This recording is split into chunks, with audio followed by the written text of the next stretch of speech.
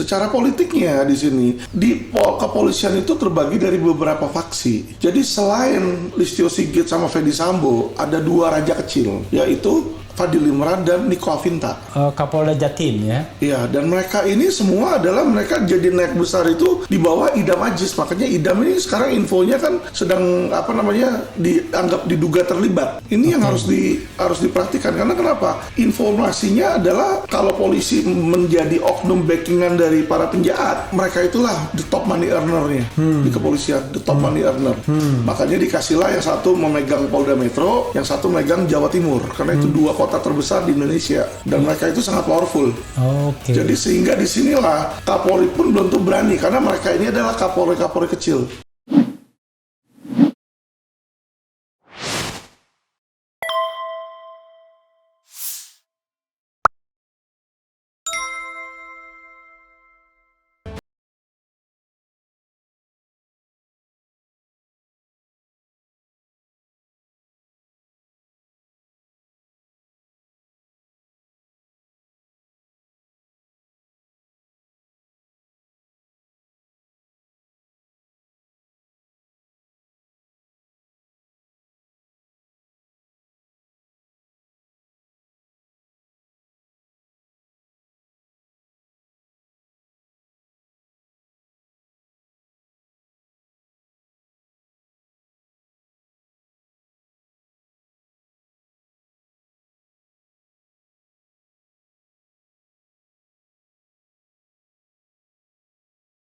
Tapi bro, 2 tingkat di atas Irjen itu malah kagak ada itu. 1 tingkat aja udah Kapolda. Sudah Kapolri. Di atas Irjen maksudnya enggak, saya bicara tentang Kapolres. Ya misalnya DRD kan. Ya kalau Kadipropam misalnya. Kapolri. Ya makanya maksud saya kalau Kadipropam kan atasannya kan bukan Komjen, langsung ke Kapolri kan? Enggak bang, jadi Kadipropam itu sebenarnya laporannya ke Bintang 3 juga. Bintang 3 juga? Jadi pada dasarnya dia laporannya sebenarnya ke Kaba. Dari Kaba Kaba baru Intercam? Kaba apa? Kabar Reskrim. Kabar Reskrim juga? Iya, Kabar Reskrim juga.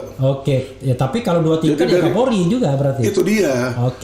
Makanya, jadi maksud saya gini loh, saya bilang di mana-mana hati-hati dengan apa kita bicara. Ketika Jenderal bilang begitu, yang dia pikirkan tuh Kapolres ke bawah. Iya, yang dia pikirkan di bawah kan. Kombes ke bawah, untuk Jenderal nggak berlaku. Dia nggak pernah berpikir bahwa kalau sampai suatu saat yang kena itu benar-benar anak buahnya dia sendiri. Iya. Itu loh maksud saya. Jenderal nggak bersalah, dipikirnya begitu kan? Itu, ya kan. Jadi bukan kita jelek-jelekin mereka nih. Mereka harus hati-hati ketika berbicara. Oke, coba kita lihat ya. Nah, tadi belum dijawab. Jadi sebaiknya apa yang harus dilakukan ke Kapolri terhadap Kapolda Metro ini, ya? Atau dibalik, apa yang seharusnya pertanggungjawaban yang bisa diberikan oleh Kapolda dalam kasus ini? Pokoknya ini, terserah dari mana aja. Ini kalau di luar negeri, kalau kejadiannya internasional di luar negeri nih, di Jepang lah kita anggap ya, atau di Amerika ya, yang dimana etiknya udah tinggi. Itu Kapoldanya pasti sudah langsung resign. Kalau di luar negeri, karena mereka punya etik yang tinggi. Tidak hanya meletakkan jabatan, tapi berhenti. Resign. Keluar, dia berhenti. Gitu loh. Jadi udah pasti dia bilang saya keluar, mundur istilahnya. Karena dia tidak menangani itu secara baik dari awal. Sebagai rasa malu, maksudnya sebagai rasa tanggung jawaban. Tetap doing professionally. Betul. Kan? Kalau ada kasus itu dia baru 3 hari kemudian, oke, karena itu mau ditutup-tutupi. Tapi ketika dia tahu dia melakukan tindakan yang profesional, pemberesan dan lain sebagainya kan begitu. Ya, jadi kan seharusnya itu dia mundur, ya kan. Kalau di negara lain lah, Jepang lah, itu kan sangat etik kalau dilaporin dikit dia bersalah, dia mohon maaf mundur, menteri aja mundur. Ya. Di situ Indonesia kagak ada kayak begitu mundur. Nah, apa yang harus dilakukan kalau di Indonesia dia nggak mau mundur? Kapolri harus tegas cut Fadil Imran.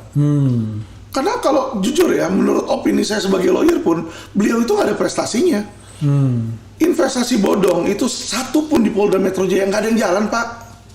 Nggak ada yang jalan, Bang. Mahkota 7,5 triliun, Narada 6 triliun, Minapadi, satu pun nggak ada yang jalan. Abang lihat kan kasus yang terjadi dengan tadi Pak Habib Rizik kan, 2 kali panggilan, belum ketiga loh, dia sampai jemput paksa segala. Abang tahu nggak Polda Metro itu manggil Raja Sabta berapa kali? Jadi Raja Sabta Oktohari itu saya laporin dugaan penipuan, penggelapan 7,5 triliun. Sampai sekarang itu kasus 3 tahun itu baru naik sidik terus mandek di situ. Dipanggil sama Polri itu 7 kali untuk BAP, untuk klarifikasi. 7 kali panggilan. Nggak datang. Habib Rizik 2 kali pengawalnya matiin. pengawalnya mati. Nah ini loh Langsung maksud saya. surveillance ya. Jadi menarik prestasi banget ya. dalam penanganan kasus pidana kalau menurut saya Pak Fadil Imran itu nggak ada prestasinya. Yang dia gembar-gemborin adalah keberhasilan nanganin COVID. Kalau keberhasilan nanganin COVID jangan jadi polisi bang. Jadi aja pegawai di Menteri Kesehatan. Selesai. Jadi dia ini kayak lupa tugas polisi itu apa sih? Ya kan? Oke, menarik ya.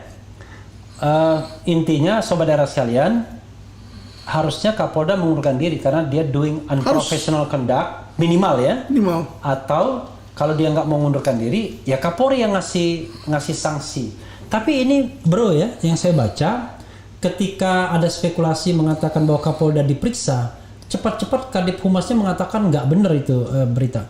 Seolah-olah terkesannya kok Kapolda ini kuat banget ya, kesannya gitu ya. Kita nggak bicara soal suka atau tidak suka loh, kita bicara soal apa ya, sesuatu pada tempatnya lah kita ya kan, put things on the right place, kira-kira begitu. Kok ini kesannya kuat banget gitu, maksudnya kasusnya luar biasa tapi dia tetap saja di situ. Bandingkan dengan Kapolda sebelumnya. Kalau Bapak tahu Ferdy Sambo melihat sekarang Ferdy Sambo ini bintang 2. Orang lihat ini kuasa banget, udah kayak Kapolri kan. Itulah raja-raja kecil Pak. Kalau kita bicara tentang polisi, ini makanya saya bilang tadi secara normatif atau secara politik. Nah, kalau dilihat dari secara sisi politiknya. Normatif sudah selesai, sekarang politik. Secara politiknya di sini di kepolisian itu terbagi dari beberapa faksi. Jadi selain Listio Sigit sama Ferdy Sambo, ada 2 raja kecil, yaitu Fadil Imran dan Niko Afinta.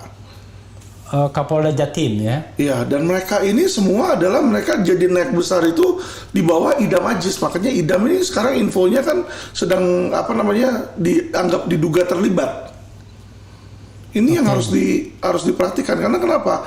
Informasinya adalah kalau polisi menjadi oknum backingan dari para penjahat, mereka itulah the top money earner-nya di kepolisian, the top money earner. Makanya dikasihlah yang satu memegang Polda Metro, yang satu memegang Jawa Timur, karena itu 2 kota terbesar di Indonesia, dan mereka itu sangat powerful. Jadi sehingga disinilah Kapolri pun belum tentu berani, karena mereka ini adalah Kapolri kecil, Kapolda ini secara politiknya.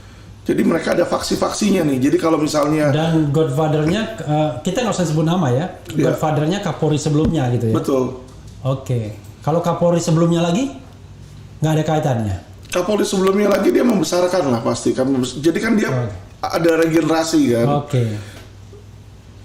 Oke, menarik ini ya. Itu saya disuruh bilang jangan kalau lagi ngomong jangan disela. Saya harus menyela juga, kalau nggak disela nanti nggak ada remnya lagi. Saya berkepentingan ada remnya ya saudara sekalian ya. Ini saudara terus giliran kita dikriminalkan nggak ada yang bel. Oke ya.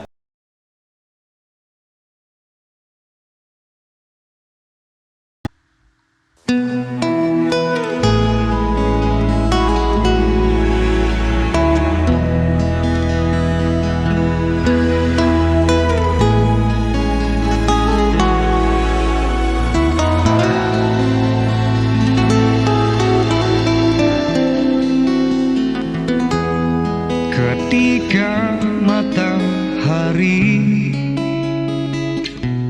hanya di atas kepala panas melelehkan, ketika keadilan akan ditegakkan di hari akhir zaman. Padang yang luas tak ada naungan, tapi engkau pemimpin adil.